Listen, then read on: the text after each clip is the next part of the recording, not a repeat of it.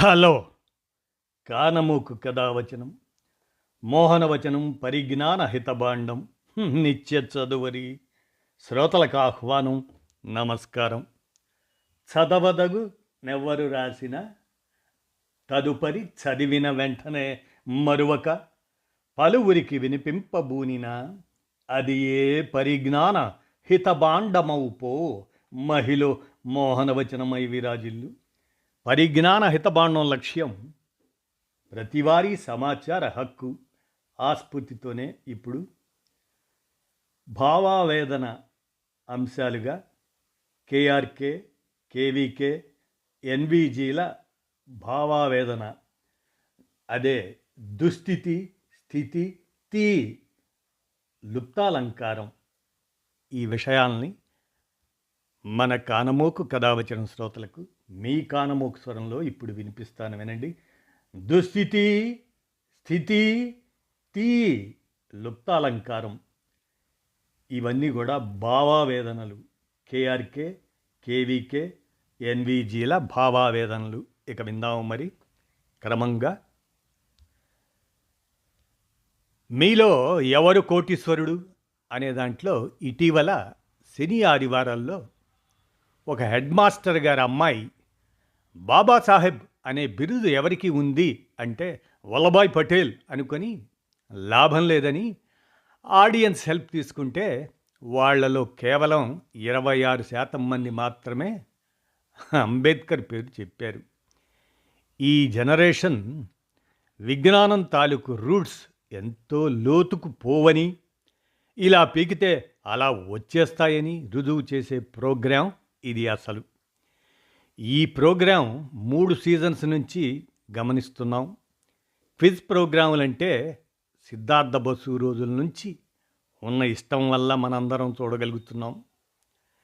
3 సీజన్స్లోనూ తెలివితేటలతో కోటి గెలవాలని వచ్చేవాళ్లలో యూత్ అంటే కనీసం 30 ఏళ్లలోపు వాళ్ళు చదువుకున్న సబ్జెక్టు లేదా లేటెస్ట్ సినిమాలు లేదా క్రికెట్టు, ఇవి తప్ప మిగతా ఏ ప్రశ్నలు వేసినా జవాబులు తెలియవు. లాటరీ వేయడం, లైఫ్ లైన్లు తీసుకోవటం. అక్బర్కి బాబర్ ఏమవుతాడో తెలీదు, అశోకుడి కాలం తెలీదు, బుద్ధుడు ఎక్కడ పుట్టాడో తెలీదు, యూరప్ కరెన్సీ తెలీదు, దక్షిణ అమెరికా ఎక్కడ ఉందంటే తెలీదు.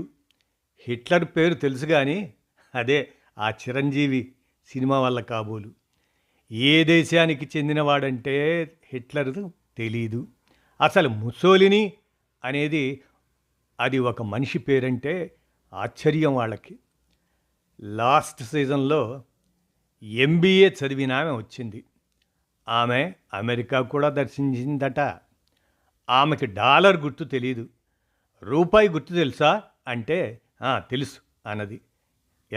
ఎట్లా ఉంటుంది అంటే 2 నంబర్ నెత్తి మీద అడ్డగీత ఉంటుందే అది అని చెప్పింది ఆమె. అది హిందీలో రా అనే అక్షరం అని కూడా ఆమెకు తెలియదన్నమాట. 40 ఏళ్ల వ్యక్తి ఒకరికి నల్లేరు మీద బండి నడక అంటే అర్థం తెలియదట. ఇంకొకరికి ఒపీనియన్ అనే మాటకు తెలుగు పదం తెలియదు. గూగుల్లో పనిచేసే ఇంజనీర్కి పిక్సెల్ అంటే తెలీదు. ఫోటోగ్రఫీ నాకు ప్రాణాలు ఇచ్చేంత గొప్ప హాబీ అని చెప్పిన ఆమెకు జేపెగ్ అంటే తెలీదు. 110 క్విజుల్లో ప్రైజులు వచ్చాయని ఘనంగా చెప్పిన ఒకరికి తియన్మెన్ స్క్వేర్ ఎక్కడుందో తెలీదు. కాబట్టి అక్కడేం జరిగిందో, ఎందుకు జరిగిందో, ఏదే ఆ తియాన్మెన్ స్క్వేర్లో వాళ్ళకి తెలిసేమో అని మనకు ఆశ అక్కర్లేదు. దేశ నాయకుల్లో గాంధీ, నెహ్రూ మహా అయితే ఈ మధ్య పటేల్ ఏది యూనిటీ స్టాచ్యూ పెట్టారు కాబట్టి ఆ మాత్రం తెలియగలుగుతుంది. ఇంతకు మించి ఎవరూ తెలియదు దేశ నాయకుల్లో. చేగువెరా టీషర్టులు 4-5 డిజైన్స్లో వార్డ్రోబుల్లో ఉంటాయి. కానీ ఆయన ఎవరో పాపం, ఏ దేశమో, అసలు ఏం చేసి టీషర్టులకి ఎక్కాడో ఇవన్నీ వాళ్ళకి అనవసరం అనుకోండి. ఇక పురాణాల విషయానికి వస్తే పుస్తకాలు ఇతిహాసాల సంగతి ఎత్తక్కర్లేదు. దశరథుడికి ఊర్మిళ ఏమవుతుందో, కృష్ణుడి మేనత్ ఎవరో, కర్ణుడిని పెంచిన తల్లెవరో, దశావతారాల్లో నాలుగోది ఏదో, ఇవన్నీ పూర్తిగా గ్రీక్ అండ్ లాటిన్. ఈ తరానికి సాహిత్యం అంటే అదొక వింత. ఈ తరానికి పరిచయమే లేదు. కావ్యాలు, సాహిత్యం పరిచయమే ఉండదు. కావ్యాలు, కవుల సంగతి అలా ఉంచి, నిన్న మొన్నటి శ్రీశ్రీ ఏం రాశాడో కూడా తెలీదు. మహా అయితే వీళ్ళకి చంద్రబోసు, సీతారామశాస్త్రి తెలుస్తారు. అది కూడా వాళ్ళు తరచూ టీవీ స్క్రీన్ మీద కనిపిస్తుంటారా కాబట్టి, ఆ మధ్య కనిపించారు కాబట్టి. వాళ్ళే పాట రాశారో 4 ఆన్సర్లు, 3 లైఫ్ లైన్లు, ఇంకా కొన్ని క్లూలు ఇస్తే కనుక్కుంటారేమోలేండి వాళ్ళ గురించి. వీళ్ళలో చాలామందికి చదువుల్లో హయ్యెస్ట్ మార్కులు వచ్చాయట, వస్తాయట కూడా. కొంతమంది గ్రూప్స్కి ప్రిపేర్ అవుతున్నామని చెప్తారు. ఏది గ్రూప్ 1, గ్రూప్ 2లు, అలాగనే సివిల్స్. ఇలా వాళ్ళ మీద కొంత ఆశ పెట్టుకుందామంటే వాళ్ళు లాభం లేదు. వాళ్ళు అంతే, ఉద్యోగానికి పనికొచ్చే చదువులు కావాలని నినాదాలు చేసి చేసి చివరికి ఉద్యోగం గురించి తప్ప ఇక దేని గురించి అవగాహన లేకుండా ఇలా తయారయ్యారు ఈ తరం. ఇవన్నీ తెలియకపోవటం నేరమో ఘోరమో కాదు. కాలక్రమేణా నాలెడ్జ్ అనే పదానికి అర్థం ఎలా మారిపోతూ వచ్చిందో గమనిస్తే మనకు విస్మయమే. ఇతర పుస్తకాలు చదవడం అనేది ఇండియాలో పిల్లల, విద్యార్థుల జీవితాల్లోంచి దాదాపుగా అదృశ్యమైపోయిందనుకోండి. న్యూస్ పేపర్ చదవటం అసలే లేదనుకుంటా. న్యూస్ ఛానల్స్లోనా ఆ అర్నబ్ గోళ కోసమో, TV9 పోలీసుల కంటే ముందే ఛేదించిన కేసు కోసమో చూస్తున్నామే మనమంతా కూడా. ఇక వ్యవసాయం అంటే తెలీదు. రైతుల ఆత్మహత్యల గురించి వార్తలు వస్తున్నాయి కాబట్టి అది తెలుస్తుంది. కానీ దానికి మూల కారణాలు ఏమిటో అవగాహన లేదు ఇప్పటి వారికి. అసలు రబీ, ఖరీఫ్ అంటే తెలీదు. అమరావతిలో రియల్ ఎస్టేట్ రేట్స్ బాగున్నాయని మటుకు తెలుస్తుందండోయ్. చదివి నేర్చుకొని గుర్తుపెట్టుకునే అఘాయిత్యం అది నిజంగానే అఘాయిత్యమే. అలా గుర్తుపెట్టుకునే అగత్యం ఎవరికీ లేదు ఇప్పుడు. అవసరం పడితే గూగుల్ చేయడం అది సులువైన పని. అసలు 10వ తరగతి వరకు హిస్టరీ అనే సబ్జెక్టు ఉందా? రాజ్యాంగం గురించి, parliament, fundamental rights, legislature, federation, international treaties, ఐక్యరాజ్య సమితి, సెక్యూరిటీ కౌన్సిల్ ఇలాంటి అంశాలు సిలబస్లో ఉన్నాయో లేవో మరి మనకు అనుమానమే. పల్లెలు, టౌన్ల నుంచి వచ్చే పిల్లలు సిటీ విద్యార్థుల కంటే కొంత మెరుగైన కామన్ సెన్స్ని, కొంత పరిణతిని, కొంత ఆలోచన విధానాన్ని, చుట్టూ ఉన్న సమాజం గురించి కొంత పరిజ్ఞానాన్ని కలిగి ఉంటున్నారు. ఇలాంటి షోల్లో మనకు కనిపించే వాళ్ళు ఏది పల్లెలు, టౌన్ నుంచి వచ్చే పిల్లల్లో. ఇక ఇటీవల వచ్చిన ఒక బీటెక్ విద్యార్థి ఆ షోకి, ఆయన రాయలసీమ నుంచి వచ్చాడు అనుకుంటా. ఇండియాలో అరబ్బులు నిర్మించిన మొదటి మసీదు ఏ రాష్ట్రంలో ఉంది అనే ప్రశ్నకు జవాబు తెలియకుండా ఎలిమినేషన్ ప్రాసెస్లో అద్భుతంగా కనిపెట్టేసి జవాబు కనిపెట్టాడు. ఇక గ్రామాల నుంచి, టౌన్ల నుంచి వచ్చే వాళ్ళకి సామెతలు తెలుస్తున్నాయి, కొద్దో గొప్ప వాడుకలో ఉన్న జాతీయాలు తెలుస్తున్నాయి. బ్యాంకింగ్ సర్వీసులు, వాళ్ళ ప్రాంతానికి సంబంధించిన సమస్యల పట్ల కొద్దో గొప్ప అవగాహన ఉంటుంది. ఇక సిటీ విద్యార్థులు చాలామందికి సొంత ఊరు ఎక్కడుందో తెలిసినా అదొక వెకేషన్ పాయింట్ మాత్రమే కావటం వల్లనేమో వారి గురించిన ఆ సొంత ఊళ్ళ గురించినటువంటి అవగాహన ఏమీ ఉండదు.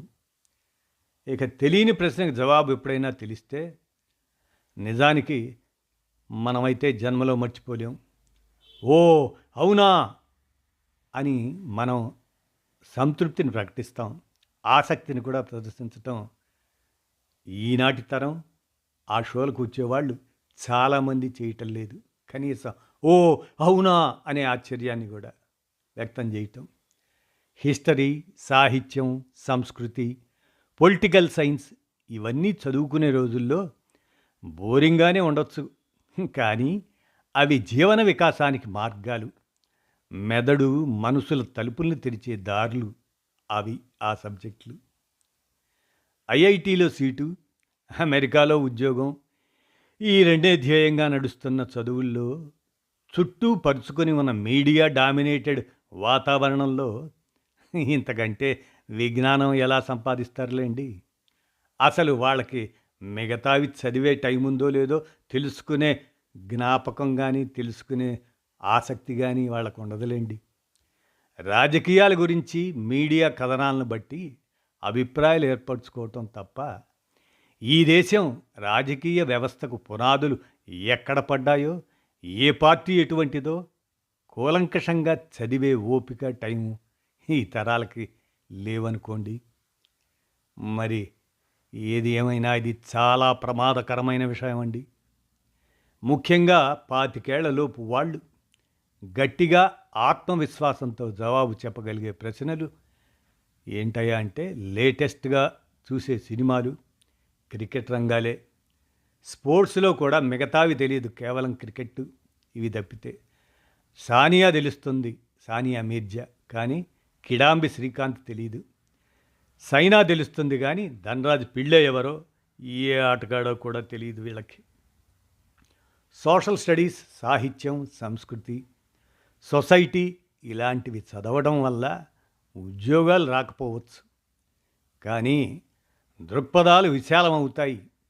జీవితంలో సౌందర్యం, అనుభవం అవుతుంది.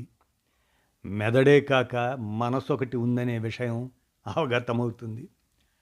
ఆకలి రాజ్యం సినిమాలో కమల్ హాసన్ లాగా ఈ నాలెడ్జ్ వల్ల మాకేం ఉరుగుతుంది, మాకు ఉద్యోగాలు ఇచ్చే చదువులే కావాలి అని ఆనాడు 80లో రెంకలేసి ఫోజు పెడితే కమల్ హాసన్, మరి అవును, ఆ చదువుల వల్ల ఉద్యోగాలు వస్తాయి, జేబులో రూపాయిలో డాలర్లో ఉంటాయి, పర్సులో క్రెడిట్ కార్డులు, బ్యాంకులో బ్యాలెన్స్ ఉంటాయి, ప్రతి వారాంతం మాల్స్లోనే గడపచ్చు, ఇవన్నీ ఉంటాయి. కానీ సంతోషంగా ఉంటారు, ఆనందం అంటే తెలియకుండా. జీవితంలో వికాసం, సౌందర్యం, భాగాలు అవి ఖాళీగా ఉంటాయి ఈ తరానికి. మరి ఇదంతా ఏమీ అనర్థం జరగదులేండి వీటి వలన ఇలాంటి తరానికి. మరి మనం ఈ జనరేషన్ల గురించి మాట్లాడుకునే క్రమంలో బూమర్స్ నుంచి జెన్ ఆల్ఫా వరకు ఈ తరాల మార్పు, సమాజంపై ప్రభావం, సమాజం ఒకే తీరుగా నిలిచిపోదులేండి. కాలానుగుణంగా ఆలోచనలు, విలువలు, జీవన విధానాలు మారుతుంటాయి. ఈ మార్పులను అర్థం చేసుకోవటానికి సామాజిక శాస్త్రవేత్తలు ప్రజలను జనరేషన్స్, అదే తరాలుగా వర్గీకరిస్తారు. ఇది వ్యక్తులను ముద్ర వేయటానికి కాదు సుమా, సమూహ ధోరణులను గుర్తించడానికి ఉపయోగపడే ఒక విశ్లేషణాత్మక సాధనం. బేబీ బూమర్స్, ఈ బేబీ బూమర్స్ అనేవాళ్ళు 1946 నుంచి 1964 మధ్య పుట్టిన వాళ్ళు. యుద్ధానంతర కాలంలో పుట్టిన ఆ తరం క్రమశిక్షణ, సంస్థాగత నిబద్ధత, స్థిరత్వం వంటి విలువలతో ఎదిగింది ఆ బేబీ బూమర్స్ తరం. ప్రభుత్వ వ్యవస్థలు, పరిపాలనా యంత్రాంగం, కార్పొరేట్ నిర్మాణాలు బలంగా నిలవటానికి ఆ తరం చేసిన కృషి కీలకమైంది. మరి వారిపై సామాజిక ప్రభావం ఎట్లా ఉందంటే, బలమైన సంస్థలు, నియమాల ఆధారిత పాలన వలన వారి మీద సామాజిక ప్రభావం పడిందని చెప్పుకోవచ్చు. బేబీ బూమర్స్ తరం 1946 1964 మధ్య పుట్టిన తరం అది బేబీ బూమర్స్ తరం. ఇక జనరేషన్ ఎక్స్, ఈ తరం 1965 నుంచి 1980 సంవత్సరాల మధ్య జనరేషన్ పుట్టిన వాళ్ళని జనరేషన్ ఎక్స్ అంటున్నారు. అనలాగ్ ప్రపంచం నుంచి డిజిటల్ ప్రపంచానికి వంతెనగా నిలిచిన తరం వాళ్ళు. ఆర్థిక మార్పులు, గ్లోబలైజేషన్ను ప్రత్యక్షంగా చూసిన తరం వీరు. ఆచరణాత్మకత, స్వయం ఆధారతను పెంచుకున్నారు వీరు. వీరి మీద సామాజిక ప్రభావం ఎలా ఉంటుందంటే మార్పుల మధ్య స్థిరత్వం, నిర్వాహక నాయకత్వం ఈ జనరేషన్ ఎక్స్ వారికి ఉందన్నమాట. 1965 నుంచి 1980 మధ్య పుట్టిన ఆ తరమే జనరేషన్ ఎక్స్. ఇక మిల్లీనియల్స్ అని వీళ్ళనే జనరేషన్ వై అంటారట. వీళ్ళెవరై అంటే 1981 నుంచి 1996 మధ్య పుట్టిన తరం ఆ జనం మిల్లీనియల్స్ అంటండి వాళ్ళు. వీళ్ళకేంటంటే ఇంటర్నెట్, మొబైల్ టెక్నాలజీతో పాటు ఎదిగిన తరం వీళ్ళు మిల్లీనియల్స్. 1981 నుంచి 1996 మధ్య పుట్టిన తరం వారు. ఉద్యోగం అంటే కేవలం భద్రత కాదు, అర్థవంతమైన పని, పారదర్శకత, వర్క్ లైఫ్ బ్యాలెన్స్ అని భావించే దృక్పథం ఈ మిల్లీనియల్స్ తరాంది. వీరి మీద సామాజిక ప్రభావం ఏంటంటే సంస్కరణల డిమాండ్ వీళ్ళ మీద, డిజిటల్ పాలనపై ఒత్తిడి వీళ్ళ మీద, ఈ జనరేషన్ మిల్లీనియల్స్ మీద. ఇక జనరేషన్ జెడ్, ఇది ఈ తరం 1997 నుంచి 2012 ఆ సంవత్సరాల మధ్య పుట్టిన వాళ్ళని జనరేషన్ జెడ్ అంటున్నారు, జెడ్ అంటున్నారు వాళ్ళని. వీళ్ళకి, ఈ తరానికి స్మార్ట్ ఫోన్లు, సోషల్ మీడియా లేని ప్రపంచాన్ని ఊహించలేనటువంటి తరం వీళ్ళు. వేగం, నిజాయితీ, ఫలితాలపై దృష్టి వీరి లక్షణాలు. విజువల్ కమ్యూనికేషన్కు ప్రాధాన్యం ఇస్తారు ఈ జనరేషన్ జెడ్ అంటున్న వాళ్ళని. మరి వీళ్ళ మీద సామాజిక ప్రభావం ఏంటంటే స్టార్టప్ ఆలోచనలు, అంశాల ఆధారిత ఉద్యమాలు, ఇవి కొంత కనిపిస్తున్నాయి జనరేషన్ జెడ్ మీద. ఇక జనరేషన్ ఆల్ఫా, వీళ్ళు 2013 తర్వాత పుట్టిన తరం అన్నమాట. వీళ్ళనే జనరేషన్ ఆల్ఫా అంటున్నారు. వీళ్ళకి ఆర్టిఫిషియల్ ఇంటెలిజెన్స్, ఆటోమేషన్, డిజిటల్ లెర్నింగ్తో పాటు వారి పెరుగుతున్న ఈ పిల్లల తరం మానవ యంత్ర సహకారం వీరి జీవితంలో సహజంగా కలిసిపోయే అవకాశం ఉంది. విద్యా విధానాలతో పాటు పునర్నిర్మాణం, నైపుణ్యాల మార్పు ఈ తరానికి అలవాటవుద్ది. ఇక 2025 తర్వాత పుట్టేవాళ్ళు, పుట్టబోయేవాళ్ళు ఈ జనరేషన్ బీటా అంటారంట. భావనాత్మకమే అనుకోండి ఈ తరం గురించి మనం చెప్పబోయేది. భవిష్యత్ అధ్యయనాల్లో సూచించే తరం వీళ్ళు. ఆర్టిఫిషియల్ ఇంటెలిజెన్స్, బయోటెక్నాలజీ, వాతావరణ పాలన, దాని ప్రభావం ఎక్కువగా ఉండే కాలంలో ఎదగబోతున్న తరం జనరేషన్ బీటా. 2025 తర్వాత పుట్టేవాళ్ళు, పుట్టబోయేవాళ్ళు ఇలా.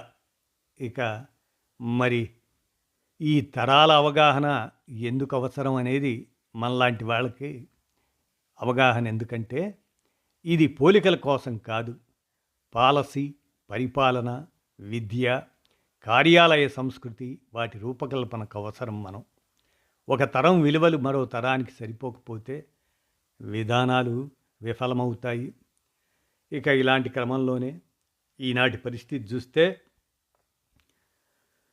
సొంతిల్లు మధ్యతరగతి కళ, సొంతిల్లు ప్రగతికి చిహ్నం. ఇది గతం. ప్రపంచం వేగంగా మారిపోతుంది. ఇప్పుడు సొంతిల్లు మెడకు గుదిబండగా మారిపోతుంది. ఉద్యోగరీత్యా స్థిరపడిన నగరంలో ఫ్లాట్స్, విల్లాలు కొనుగోలు చేస్తున్నారు. భూమిపై పెట్టుబడి బంగారంతో సమానం అని నమ్మకాన్ని ప్రోధు చేసుకున్నారు.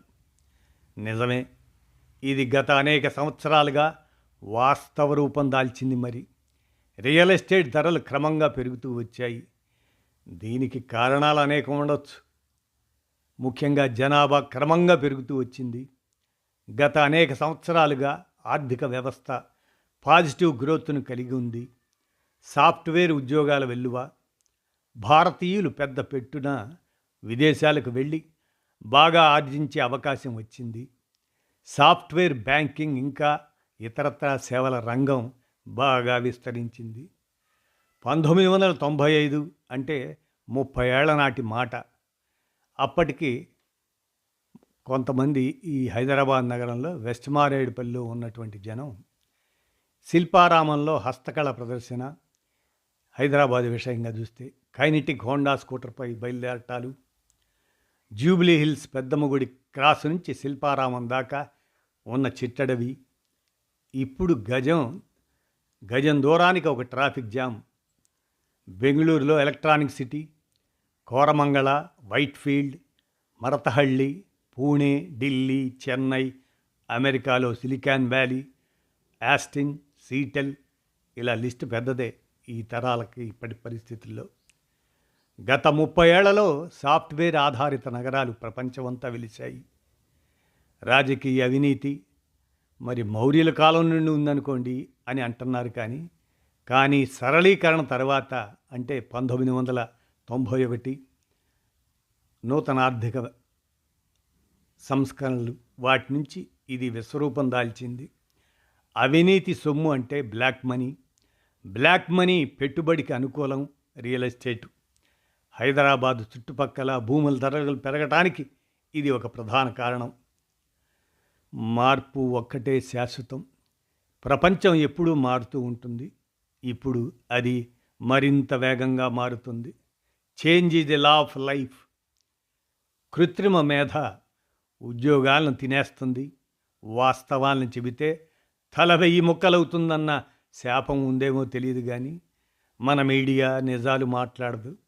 మసిపూసి మారేడుకాయ చేసి జనసామాన్యాన్ని బకరాలు చేస్తూ ఉంటుంది మీడియా.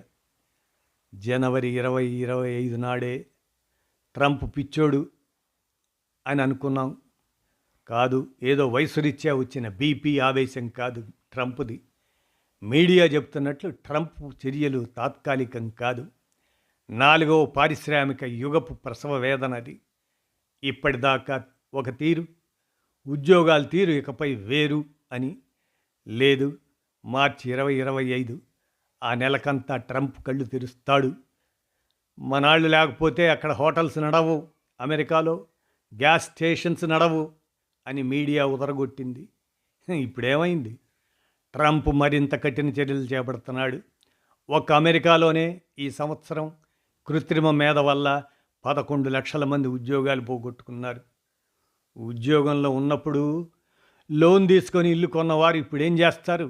ఉద్యోగం లేదు, జీతం రాదు, ఇంటి కొనుగోలు కోసం తీసుకున్న అప్పు కట్టాలి, లేదంటే బ్యాంకు వాడు ఊరుకోడు.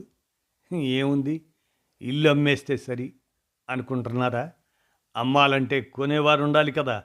ఇప్పుడు అమెరికాలో కొనేవాడే లేడు. ఇంత తక్కువ ధరకు మేము అమ్మము అని అమ్మేవారు ముందుకు రావటం లేదు. రియల్ ఎస్టేట్ మార్కెట్ స్తంభించిపోయింది. ఈ స్తంభన ఎంతకాలం అంటారా? 1 కోటికి కొన్నాను, ఇప్పుడేమో 50 లక్షలు అంటున్నారు. నేను అమ్మను అని భీష్మించుకొని కూర్చున్న వారి ఓపిక నశించిపోవాలి. వాస్తవాన్ని గుర్తించాలి. వామ్మో 50 మంచి రేట్, ఇంకా ఆలస్యమైతే ఇది 30కి పడిపోతుంది అని గుర్తించాలి. దీన్నే మార్కెట్ కరెక్షన్ అంటారు, స్ట్రక్చరల్ అడ్జస్ట్మెంట్ అంటారు. ఒకనాడు నూతన ఆర్థిక సంస్కరణ కాలంలో స్ట్రక్చరల్ అడ్జస్ట్మెంట్ అని చెప్పారు.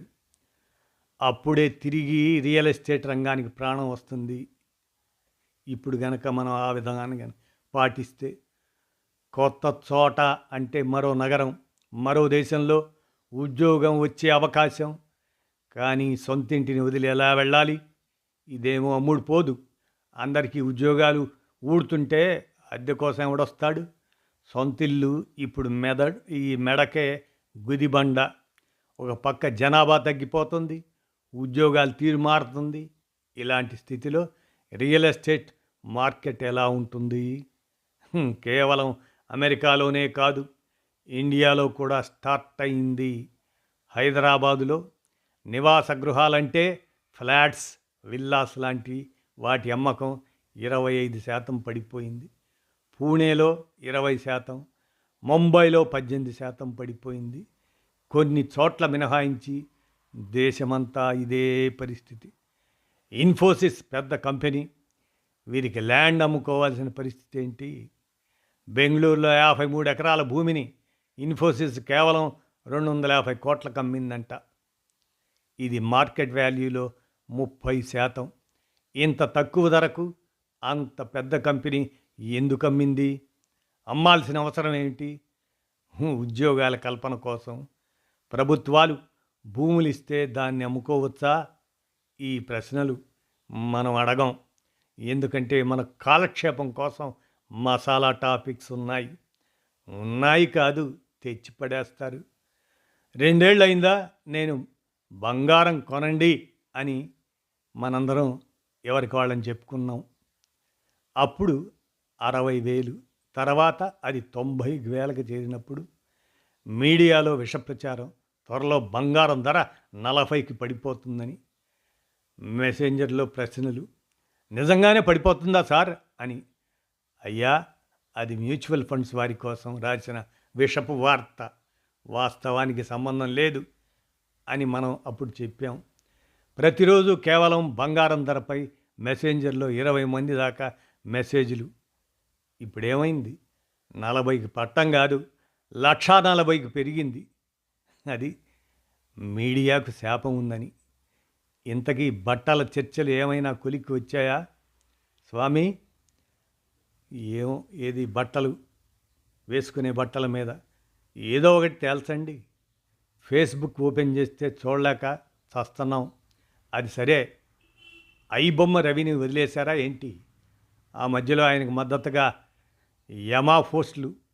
ఇప్పుడు అతను చెప్పకుడు మరి ఎలా తింటున్నాడో, లైఫ్ ఎలా ఉంది? బయటపడేసేందుకు మీ దగ్గర ప్లాన్స్ ఏమైనా ఉన్నాయా? సడన్గా మర్చిపోతే ఎలా? కాస్త ముందుకు వెళితే అబ్బాయి తేజ గుర్తున్నాడా? సినిమా విడుదల వేళ గాయపడ్డాడు. ఆ మధ్యలో సానుభూతి పెళ్ళుబుకింది, మంచిదే. మరిప్పుడు యూట్యూబ్ ఛానల్స్ మర్చిపోయాయా? బ్రహ్మానందం ఉంటే ఏమనేవాడో తెలుసా? ఇది హాస్య బ్రహ్మానందం, సినీ నటుడు. మిమ్మల్ని ఎక్కడికో తీసుకెళ్ళాలి అనుకుంటా, మీరు రారు, ఇక్కడే ఉంటారు. క్యాన్సర్ ఆదాయం ఏటా 15% చొప్పున పెరుగుతాయట రాబోయే సంవత్సరాల్లో. ఎందుకంటే ఏం చెబుతాం? మన తిండి విషం, ఆలోచనలు విషం, వినోదం విషం, పోస్టులు విషం, చర్చలు విషం. మరి క్యాన్సర్ రాకుండా బౌన్సర్లు, మరి కండల వీరులు అవుతారా ఏంటి జనం అన్నట్లు? ఇప్పుడు మనం ప్రతి విషయానికి ఈ విధంగా మనం చెప్పుకుపోతూ, ఇదంతా కూడా దుస్థితి, స్థితి, తీ లుప్తాలంకారంగా ఈ భావన, వేదన, కేఆర్కే, కేవీకే, ఎన్వీజీల సంవేదనలను మన కానమోకు కథావచన శ్రోతలకు మీ కానమోకు స్వరంలో వినిపించాను. ముఖ్యంగా కేఆర్కే, కేవీకే, ఎన్వీజీల భావావేదనలకు కృతజ్ఞతలతో ఈ అంశాన్ని మన కానమోకు కథావచన శ్రోతలకు దుస్థితి, స్థితి, తీ అంటూ లుప్తాలంకారంగా వినిపించాను. అర్థమైందిగా? అవగాహన నిమిత్తమే లేండి. ధన్యవాదాలు.